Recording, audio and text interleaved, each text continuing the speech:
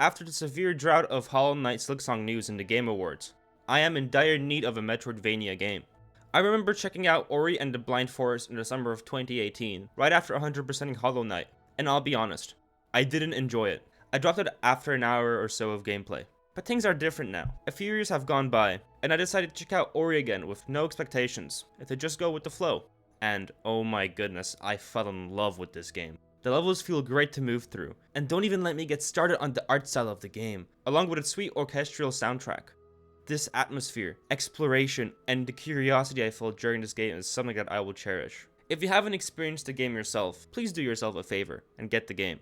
The definitive edition is €5 on Steam, and the game is for free on Xbox Game Pass. You don't have to worry about spoilers in this video as well. I'm only going to use my first hour of gameplay for this video. Anyway, I'm in the majority of people when I say these things. This game has overwhelmingly positive reviews on Steam after all. But people minority in what about? What about the people that didn't like this game, or even hate it? What about the people who didn't like it so much that they had to go out of their way to warn others about it? Just what is it about Ori that they dislike, or even hate? That's when I decided to look at all the negative reviews for Ori and the Blind Forest, so you don't have to.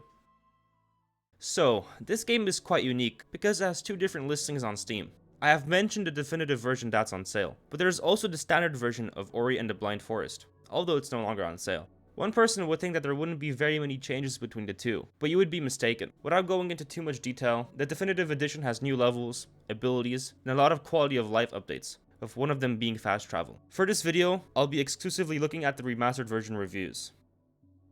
There are only two reasons you're reading this now. Either you're an Ori and the Blind Forest fan, and, obviously, want to see why would anyone hate on such a great game. Oh shoot, he's onto us. Quick, next review. This review is 18 plus and contains a lot of swearing. If you have candy ears, skip this review. Now, I didn't screenshot the rest of this review, but this person only cursed about 3 times. But, I'll take their warning and I'll just go on to the next review.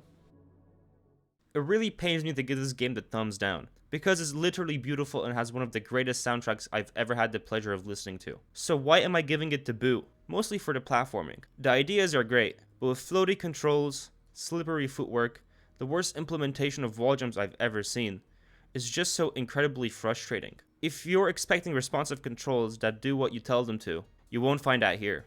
Secondly, in the effort to make this game look like a piece of artwork, it can be quite hard to see what's going on with all the overused particles and shaders. I was taking damage and I had no idea from what, until I realized it was a tiny particle flying through the air. I wish there was a neutral rating. I don't like not recommending this game, because quite frankly, it's more than earned its incredibly affordable price tag. But it's also hard recommending a game that made me want to rip my hair out and put my head through a wall because of floaty controls and dying to things I can't see. Imagine buying a beautiful piece of artwork to hang onto your wall, but someone defaced it by scribbling a mustache on the woman in the painting, so you couldn't enjoy it as much as you hoped. That's how Ori and the Blind Forest feels to me. There's a real gem here, but it's sabotaged by unfair design choices. From my limited experience, all the Metroidvania games I've played have had fairly precise controls, with Ori being an exception. I found Ori hard to control at first as well, which you can probably tell from the footage. But I think that this is just something that you have to get used to. The stage design was made with these controls in mind as well, giving you plenty of space to run around. And for the more platforming bits, you can most likely just climb back up with a wall jump. The art style, while beautiful, is quite overwhelming at times for reasons that the reviewer said. This is a point that I agree with.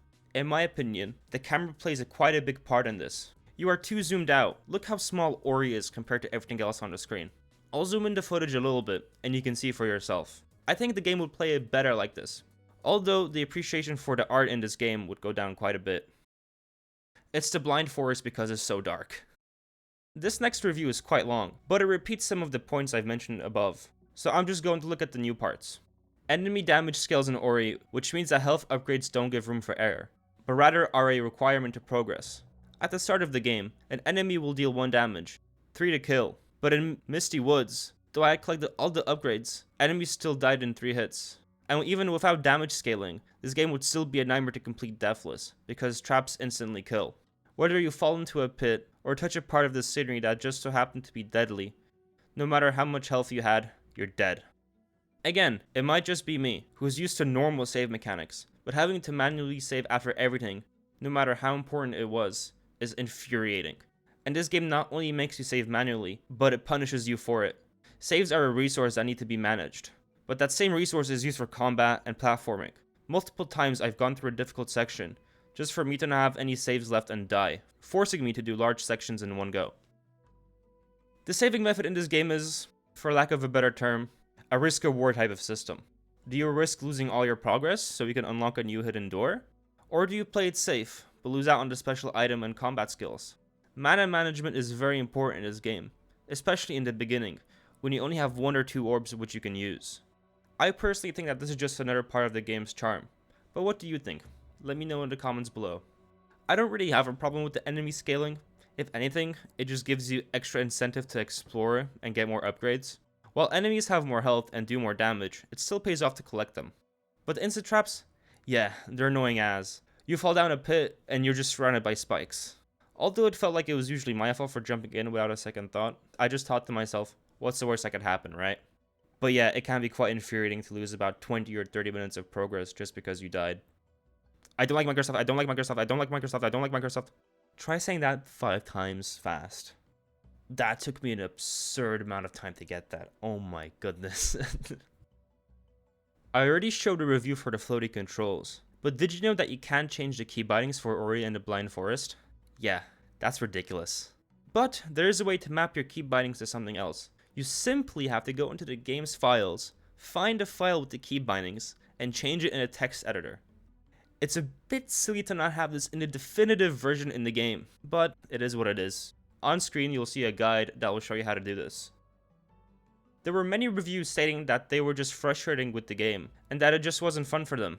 I think that all of the points I've mentioned before add up to this final feeling of the game, except for one. That reason being is that this game is not Hollow Knight. It might just be my Hollow Knight wired brain, but this game seems to do everything wrong. It has several small issues that all stack together to make an experience that I couldn't even torture myself into beating, something I'm very familiar with. This snippet here is from the review about the saving and combat mechanics from earlier on in the video, but check out this review as well. While playing this game, I often found myself comparing it to Hollow Knight. Hollow Knight is a difficult game, and there were moments I found myself feeling frustrated at that game, but I always felt like it was because of my own mistakes. In this game though, many of my failures were because the game was screwing me over. Coming off the back of Hollow Knight, this didn't do it for me. There's a lack of precision in both platforming, and the combat just feels clumsy. This game does not live up to the hype. Came here after playing Hollow Knight, and it is a complete letdown. The controls are way too floaty. It feels like I have almost no control. I couldn't even really get myself invested in the story, as it all just kind of came at me too fast. Overall, this game looks great and seems to be great on the surface, but once I actually started playing it, it fell completely flat. There's a plethora of these comparison reviews, and I could do this all day, but you get the point. This is why I mentioned Hollow Knight at the beginning of this video. It's because of reviews like these. I was a part of this boat at one point. I didn't like this game because it wasn't Hollow Knight. I'm just going to repeat myself again.